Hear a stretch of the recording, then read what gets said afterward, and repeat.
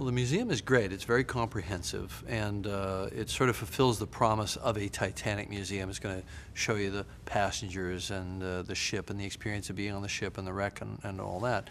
But what was unexpected for me was the connection to Belfast's role and its rich history as a shipbuilding community, as an industrial community, and what Titanic meant or means now to them and their part in the story. Well, we have a number of kind of iconic costumes from the film that'll be displayed here on mannequins, and then there's the ship's wheel and the engine telegraph, the brass engine telegraph, that have been sitting in my office for the last 15 years. My office at my building. So they're now going to be on display here for a while, but I want them back. Well, look, I think that the 3D Blu-ray format is phenomenal. I couldn't have even dreamed that we would have this technology, when we set down the path of making Titanic originally. Even when we started the conversion process a few years ago, it wasn't clear that there was going to be such a home market so early on. There was such good, the clarity, the depth, and so on. I think where we get lucky is that we spent a lot of extra time and energy when we converted the film to putting as much depth in as possible.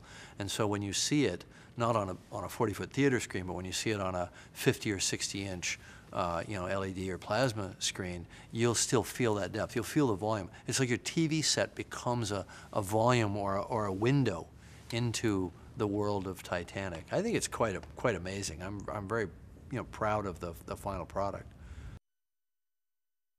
Well, there are a lot of deleted scenes, and there are a number of them that are historical moments that were known to have happened. And ultimately, as we were cutting the film, we focused closer and closer to the Jack and Rose story. I think for obvious reasons.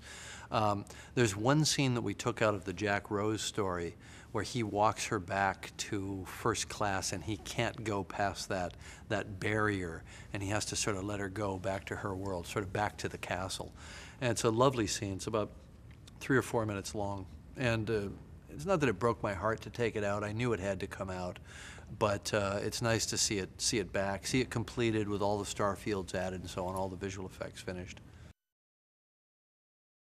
Well, I think when you set yourself the task of doing a Romeo and Juliet type, doomed young lovers story, you've got to have great chemistry, and so it was so critical. The casting was so critical to the success of this film, and it's so hard to admit for a director who plans everything so meticulously and can do all the visual effects and all that, that so much of your enterprise it really hinges on that chemistry, just what's in their eyes, just and what they're not saying between the lines, that you feel the tension, the sort of sexual tension, the emotional tension between them. It's so important. So, the casting process is always somewhat mysterious and scary.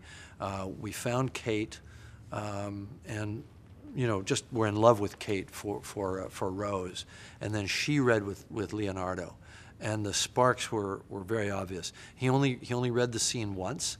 And she came to me afterwards and practically grabbed my lapels and said, "You have to cast him." And, we did, fortunately. Well, it's interesting what this trip has become, I think, as I'm thinking about it more, is a kind of moment of closure, if you will. Ironically, here where Titanic the ship was actually birthed is kind of the end of the journey for me.